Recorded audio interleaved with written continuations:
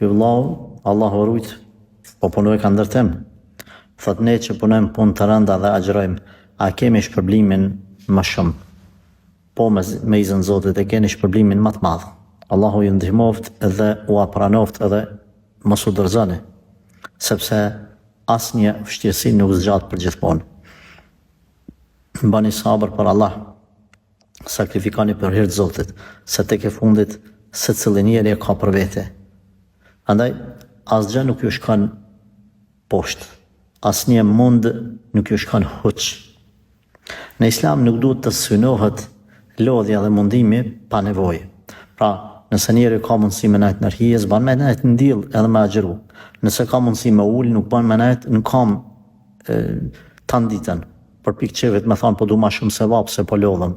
Ama, nëse si shkak i nevojës njeri u lodhet, si shkak i punës, si shkak i mirëmbajtjes familjes, si shkak i riskut, atë në këtë rast themi, kjo lodhje ka me ju shpërbly ekstra.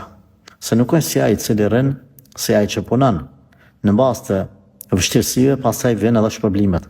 Prandaj themi, mundi nuk duhet më usynu për pikë qefit, pe munoj veten në Ramazan me fitu ma shumë sevap. Por nëse vjen mundi me arsyet e veta, si në këtë rast puna e lodhshme, puna e rëndë, ndërtimi, vjen, ai s'u në le punën, duhet me punu, atëherë normal që ka ma shumë sevap se sa ai i cili është tunajt.